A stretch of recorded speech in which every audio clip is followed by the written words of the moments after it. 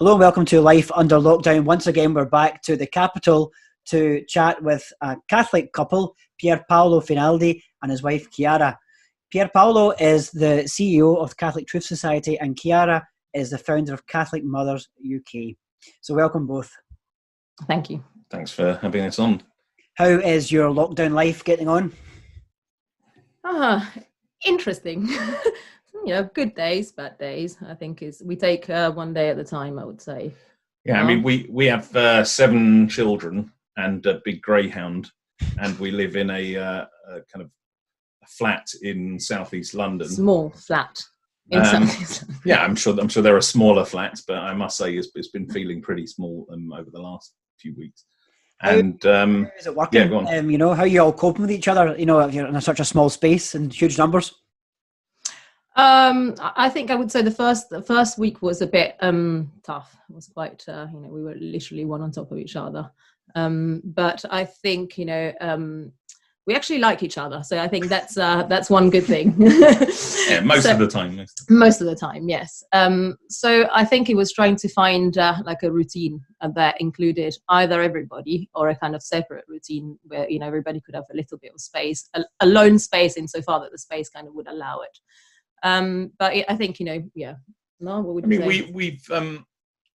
Our kids go from, our eldest is 20 and our youngest is 1.5. So we're going from basically university to being still in nappies, and kind of everything in between.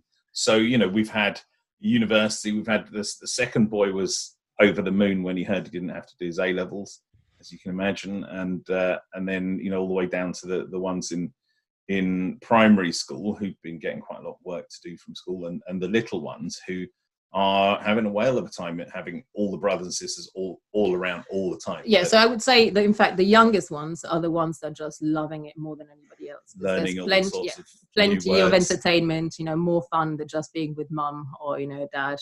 So I mean, they're definitely flourishing. Learning all sorts of new words, good and bad. Yes. What sort of sense are you getting of this as a chance to live out this vision of the domestic church as a family? I mean, if I could say one thing, I thought it was really kind of providential that the lockdown happened during this kind of strongest season of the church's year, because all of a sudden many of us were kind of thrown into living the life of the domestic church in a very intense way. And I think it would have been much more difficult to do had it been, the 24th week of ordinary time or something. Whereas, we were in the middle of Lent. Yeah, and everything was into perspective. Yeah, everything, there was just the right perspective to the kind of suffering. Yeah, it's true. We kept sort of talking about how, this was the lentiest Lent any of us had ever lived through. And then as we kind of moved towards Holy Week in particular, it didn't take a huge amount of work to find, things that we could say to the children about our life of faith, about what was going on during that week. I mean, Holy Week has a kind of a movement and a drama to it, which is very easy for the children to follow, and it was very easy for us to kind of slot into that. So, Chiara, do you want to say a few things? One thing that it was very clear to us, and obviously to the children, that I don't know, there's a lot of liturgical living around the house. That there's so many books and so many blogs about it. But I think in this very moment, when in a sense nobody could really go to church, nobody could do anything, it was really clear that this Catholic living or Catholic liturgical living in the house was not a Catholic lifestyle that some people do, but it actually an extra things. Okay, you go to church and then you do extra bits. It was actually complementing, and in this very moment, in fact, was the only thing that we had to have gone to. No, yeah. No, I mean, the domestic church suddenly became the church. Yeah, the only church in a sense. Yeah, and in a sense, our children were relying on us even more than before, because obviously, with no sacraments, with no priests around, we were the only one who actually, were even more responsible for the faith of our children. How did you celebrate the Triduum? How did you do it? Was it live streams you were watching? Was it certain prayers? Was it routine? How did you go through the Triduum? I mean, I think we did a mix. Yeah, we did a mix, and we'd been live streaming the Mass up until kind of Holy Week, and we'd gone to it was strange. We didn't end up going to our local parish. We went to a parish where we were very old friends with the parish priest, and it was like a brother in faith. It was we did the same, like kind of journey of faith together with this priest who we're now married, is now a priest, and we're very close. And there's I think in the lockdown you kind of wanted that familiarity, to be with people who you kind of care about and that you've known for a very long time. But in fact on Palm Sunday, I phoned him up and I said to him, look, I think it's important for the kids and for us to do a bit of a procession, albeit from the garden to the house. And I said, I asked him, how are you going to do the beginning so that we can kind of match up? So we went out into our garden. We didn't have any palms, but in Italy there's a tradition that you use olive branches. So we've got a little olive tree, tiny little olive tree in the garden, which we kind of been trashed. Poor thing hasn't got finished, much left on it. But we cut some branches off. We read the reading of Palm Sunday, and then we carried the branches in together as a family, and we followed Mass. Yeah, and we kind of managed to kind of time it so that the Mass started. I mean, I think for us, it was quite important to be there and follow the Mass, also to help us with put us in the right concept, especially with the spiritual communion bit, that kind of can be a bit abstract. And I think, wouldn't you say that? I would say that actually, as the week progressed, the kind of live streaming became less kind of satisfactory, and we started doing more stuff kind of live. So live, in sense. Live in the family. So when we got to so during the week, you had a little project. We had been preparing some Stations of the Cross. In fact, I think over the 2 weeks. So we'd been literally talking. Finally, we learned all 14 stations.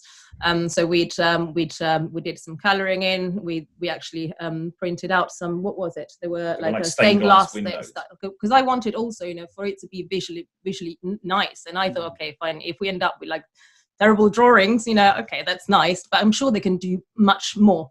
So we found out, some stained glass windows, kind of drawings, and the children kind of traced it and painted it. And then we stuck them around the house, and did and in fact did the Stations of the Cross around the house, which was the first time ever for us, because we usually attend Stations of the Cross in the parish, which is really lovely to be to do. And we do it in the evening, and what we did is we put all the stations around the house, and then the last few stations we put them going up the stairs. And so we followed that kind of journey to Calvary, also going up the stairs in our house. And strategically, in the girls' bedroom, the youngest, the girls' bedroom, so that we could actually put them to bed there, and they were happy and satisfied. The last station, and then put them to bed, and they were happy, because they'd taken part, and then bye bye, and there was. That was a very strong experience, I think, for the whole family. It sounds like you had an absolutely transformative time. You think of the start of lockdown, you think of how people were wondering how they would adapt, and it seems that your family and yourself as a couple have absolutely adapted to this wonderfully. Would you agree? I would say. Yeah, I think the priests had better up their game once it opens up again. No. I mean, the other thing that we found was important to speak about was we've got a couple in our parish who are Chinese Catholics, and one of the father of this family, Fabian Chen, his family were one of the kind of families who were evangelized in the 19th century and who maintained the faith for generations without ever seeing a priest. They just had catechists. They would baptize the children, and we told the children about this story, saying that look, sometimes, who knows, maybe in our lifetime, I mean, we're experiencing it now, not because of persecution, but for other reasons. But, maybe there'll be a time when we're called upon to maintain the faith without contact with the sacraments, the grace of the sacraments, with the priests. And so that's important to think about now as well. Yeah. Do you think there's an element that Catholics today, well, what I'm seeing being one of the, the largest social media Catholic sites in UK and Ireland, I'm seeing a great uptake of people turning back to their faith. Do you think that there's been an element in the past where we've taken our faith for granted as Catholics and the freedoms that we have? I would say definitely. I mean, in terms of taking for granted even like all the liturgies that sometimes you go to mass and you say, oh, that was a rubbish mass, and I think well, obviously the Eucharist and everything happened by wish the priest had been his homily, or it would have done this, and I think even personally, I think I desire so much to go back to the sacrament that I think I've learned a lesson that I shouldn't take for granted anything at all. Not and that's that Sunday that didn't want to go to confession. Boy, I'm going to run to confession because that might be my last Sunday.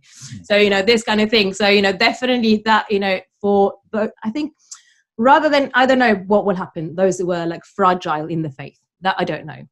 I can certainly tell you that those who perhaps felt stronger in the faith. Realize that certain things they could have lived a bit better. They could, like as I say, going to confession as often as possible when we had the chance, or or not complaining when we had the opportunity of receiving the Blessed Sacrament, and or in fact going to adoration, all those things that you said. Well, I'll go next week. I'll definitely. That's what we were saying in the family. Just to go back to the Triduum, when on Maundy Thursday, this is something actually that we've been doing even before in the years prior to lockdown, is that after the Mass of the Lord's Supper, we would come home and then we would do a kind of washing of the feet liturgy at home, in which we would read some extracts from that reading of the Gospel of John. Where the washing of the feet is described, and where Jesus speaks very clearly about the service, that we're called to serve each other, and then we would go around, and starting from myself as the father of the family, I would wash everybody's feet, starting with my wife, and then going through all the children to show that even in a kind of patriarchal family with a clear hierarchy, which I think is what the church has always taught, that in the end it's a hierarchy that is based on service. Exactly, our ultimate call is to serve one and another. Then we all do it to each other, and there's lots of giggles, and the kids kind of find it funny, and some don't want to kiss the feet of the other. Maria, Maria, the 3-year-old, was like, "I'm not kissing your feet. That's disgusting." So you get all this. Obviously the older ones have been doing it for a long time, and there's more dignity in the way they do it, and the little ones are learning from the they're obviously being little, doing the silly things, but also learning from the older brothers. And that was very strong. And then this year we did something that just came to me kind of at the end of the washing of the feet, because normally we would go to the altar of repose. That was improvised because when nobody knew that was going to happen. So I think it was definitely and so we got out. We had we kept all our baptismal candles in the house, and so we put them all on this little makeshift altar that we had, and we just stayed for half an hour in silent prayer. We lit some more candles. For half an hour in silent prayer, just thinking about in front of the crucifix. It's in front of a crucifix, which is not the same as the Blessed Sacrament, but it's what we've got, and to stay a little while, like the disciples did in the garden, and that ended up being very strong moment. Very strong, for us, especially for the older ones. Actually, the younger ones we put them to bed, and the older ones. What did the children say back to you? Do they give you feedback? They talk about their experiences together? Do you think they benefit from it? Yeah, I think we're going to get into that, because that happened during the Easter Vigil, where everybody had a moment. I won't interrupt your chronology of the. Okay, yeah. No. Sorry. No, then Good Friday we did the 3:00 service, in which we read all the readings. We read the Passion. I read the Passion on my own. I never realised quite how long it is. And then we did the veneration of the cross. And I think we realized that we don't have a crucifix. We don't have a big enough crucifix for the house. So, I think we, you kind of realized this kind of thing, that we had a pathetic one, little one. I mean, I felt very lucky, having been involved with the CTS for most of my adult life. I've got more than your average liturgical books. I had every book possible, but what we were really missing was a decent sized crucifix. So we'll have to think about that for the future. We did what we could. And the older boys who had been serving in church over the years and who had done this service of holding the crucifix while people venerated it, they immediately just stood up and did that, and everyone went up to venerate the crucifix, and that was very, very nice. And then we said the prayer, the Good Friday prayers, and I kind of spoke to the children about how all of us have a kind of priestly mission on behalf of the world. Like, we exist as Christians to pray for the world, and in a sense we have that mission almost more than the priests do, because their job is to sanctify the church, whereas our job is to sanctify the world, because we live in the world, we're going out, we're working. So in a sense, those prayers, those Good Friday prayers, were very appropriate. Yeah, they took a real kind of new meaning, and that was very nice. And then we did the Stations of the Cross again in the evening around the house, and that was lovely. Well, we started the fasting from after. We tried to do a kind of serious fast from the Good Friday into the Saturday, into the Easter Vigil, after the Easter Vigil. And then the Saturday, we decided to do. We've got a little kind of shed in the bottom of the garden. The Saturday is a time of preparation. Yeah. So in the house, you have the boys. Well, we would be preparing stuff in the church as well as in the house. And this time, with the girls, I was preparing the kind of Sunday evening meal that we would have been kind of having together after the vigil. And the boys, I think, went into the garden to prepare the kind of the liturgical place, the shed, the little shed that we have at the bottom of the garden for the evening liturgy. No? Yeah. And what did you do then? So we got our barbecue out, and we prepared the wood for a bit of a fire in the garden, and then we prepared the room. And when we laid the table, with all the best china, with the beautiful white tablecloth, made it ready for a feast, after the fast, the vigil. And then we gave the children each a reading to prepare, so that they could read the readings, and some did better than others. Yeah, but then when darkness fell, and we set one of my sons to paint a candle, a bit like a paschal candle with a date on it and a cross and all the rest. And then when darkness fell, we lit the fire. And we all dressed up as if we were going to the Easter Vigil in the church. And which for an Italian family, asking them to kind of dress up, it's not like a big ask. Everyone's just any opportunity. Anyway. And then we lit a big fire in the garden. We lit the candle, and each of the children had their baptismal candles from their own baptism. And what I sang the Exultet. I'm a cantor in the parish, and I would often sing the Exultet. So I sang it anyway because. Which version did you sing, if you don't mind me asking? Yeah, I sang the shorter version in English, in the way it's written out in the Missal, so the chant version, and then we read through the readings of the kind of history of salvation, and spoke in a sense to the children about how it was a great time, to start explaining to them about the foreshadowing of everything that happened in the life of Christ during the Old Testament. Now there was continuity, from the Old Testament to Jesus Christ. But what was interesting was that got all emotional during the gospel. So as he was proclaiming the gospel, literally couldn't do it. It started crying. I'm sorry to say, but I thought we thought it was just really incredible, because then, obviously when the father cries, something important is happening. Yeah. And then everybody started becoming very emotional. And I think the proclamation of Christ's reason, regardless of our situation, was something really like powerful for everybody. It was. I think for me, a wave went over the whole place. I think my lockdown experience. I don't know if it's the same for you, but my lockdown experience is divided into two parts. The Holy Week pre-Easter, then this post-Easter joy. I've found it so much more peace and joy after Easter. Have you felt that as well? That's definitely I think we it was kind of now we feel that in a sense well before it was just very heavy. It's still heavy, but now there's a different spirit.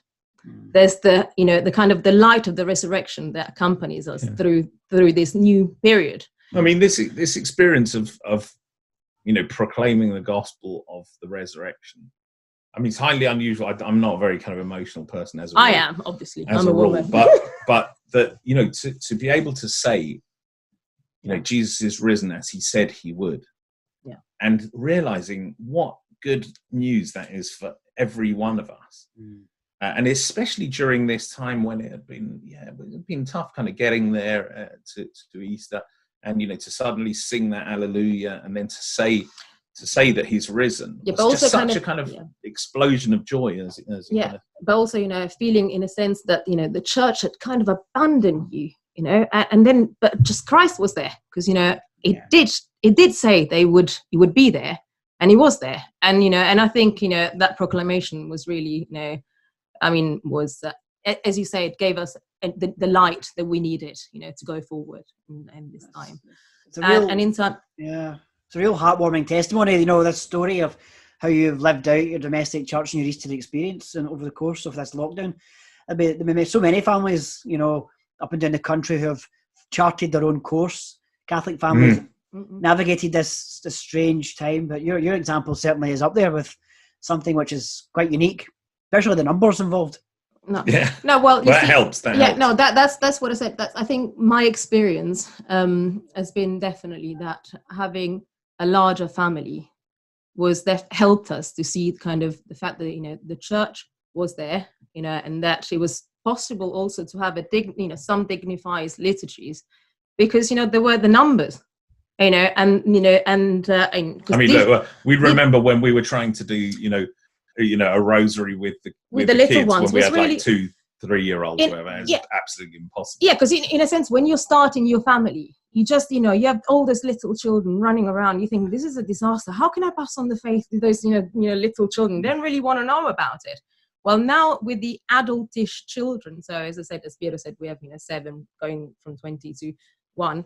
It was because the bigger one, the older ones, kind of felt the same kind of weight of what was happening as we did. We shared, the same journey together, and it was as important for them as it was for us. The little one behaved much better because obviously they saw that it was important for everybody, and I think you had that presence of the community echo. That's the small community gathered, and and it did feel that like Jesus said, that when 2 or 3 are gathered in my name, there I was. It really did feel like that, especially at the vigil, where I think everybody experienced joy. And we finished the vigil just with a renewal of our baptismal promises. That was like the kind of high point. We did a spiritual communion. We did the renewal of baptismal promises, and then we kind of finished and had I think opened a few Easter eggs and things. Yeah, I think there's a lot of questions to be asked. I think the one thing takeaway for me that's quite important is that big families are so important, and yet nowadays in the United Kingdom, certainly in many parts of Europe, this is perceived as countercultural because people put career first, people put their job first, the financial situation first, and they think that big families are incompatible. But yet when you come to a crisis and we have to stop and we have to look and we say, well, what do we have? Well, all we have is our faith and our family. And personally, my aunt died of coronavirus at the very start. Sorry to hear. She was the eldest of 7 children of my mother's family. My mother's the youngest. And that network, although we can't be with each other, that network of prayer and that network of support, even before this kicked off, was so important. I think this is a chance, and you're a great witness to this as parents, to just show the world that go forth and multiply. Do not be afraid to have big families, because they're an investment for everyone's future. Yeah, but just to say, you know, I mean, I met Pierre. I'm the first one of 3 children. And although I grew up in a Catholic family, I was one of those people who actually looked down at big families, because they looked messy. I don't know, just they didn't do it for me, you know, kind of thing. And and I had this vision of, you know, wanting a career and wanting to, wanting children eventually, but not at 19 when I started having children. So in a sense, you know, I am so thankful, you know, to in a sense to the Lord, that kind of, you know, changed the ways I saw the world and things, and in a sense my femininity and also, you know, my womanhood, that, you know, was in my head was going to go one way, but in fact God directed it in the proper way. And so, you know, this thing that you say about big families, I think, you know, also those who are starting, you know, and they feel is a big mess. I mean, I read something about, I think it was Jennifer Fulwiler, who said, you know, to look at the wholeness of vision, you know, things that, you know, you think that right now you can't see the greatness of it, but you'll see right in retrospective, you'll see that, you know, the kind of the graces that a big family, messy family, as it might appear, will bring later on. And you'll look back and you think, thank God I went through this, because look at it now. Yeah. I mean, you know, I'm one of 8 myself. Yeah. And so, you know, in a sense, I'm just following the example set by my parents. And it was lovely. On Easter Sunday, we had a kind of Zoom call with all my siblings and my parents and all my nephews and nieces, and there were 50 of us, okay, 50 on the Zoom call. And, you know, in a sense, I think what my parents understood and what the church has understood by proposing, you know, the idea of a kind of bigger family, is that the nuclear family with kind of 1.9 children or whatever the number is at the moment, in a sense is not strong enough to kind of withstand the external pressures that a secularizing society, an anti-religious, anti-Christian society. And, you know, we are so grateful for what we've received in... It is only possible because we have received a lot from the church. Yeah. In our parishes, Chiara back in Sicily, me in my parish, in movements that we've kind of belonged to in kind of different parishes, different things books that we've read, you know, people that we've met. But also, you know, being surrounded by a committed Christian community. I think that is also, you know, and, you know, it was, you know, believed in what the church has taught them. And, you know, so you've seen that, you know, those people committed, you know, in the church and gave everything on Christ, and, you know, and receiving from the church, then you're able to give to your children. And I think especially what we received from our parents as well. And I think that this particular time, this Easter, our children will remember this with their own children. You know, they will sort of say, I think they'll realize that in the end, the task of passing on the faith, you can't give it to the school, you can't give it to the catechist, you can't give it to the children's liturgy catechist, you can't even give it to the priest. You know, it belongs to you as parents to pass on the faith. And I think that they will have seen, they'll have seen that in action in a clear, you know, the clearest possible way. And because it has to be lived in your life. It can't be just, okay, let's sit down, let's have a lesson about this or that. No, it has to be lived. It's integrated in our life. And they'll remember that. And in a sense, I think we'll be forever grateful for that. Whatever happens in future, I think we'll look back to, you know, Easter of 2020 as a moment in which the domestic church really came into its own. And I think that can only be a good thing. That's lovely. No, thanks very much, and grazie mille per questa conversazione. Era molto interessante. Prego.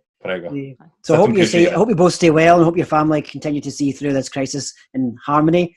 And I'm pretty sure when the lockdown does end, we'll look back at this time very, very fondly. So thanks very much. And thank you for having us. Right. We'll try and keep the feasting going for another 35 or 40 days or whatever it is. That's not God bless. going. All right. Bye. Cheers.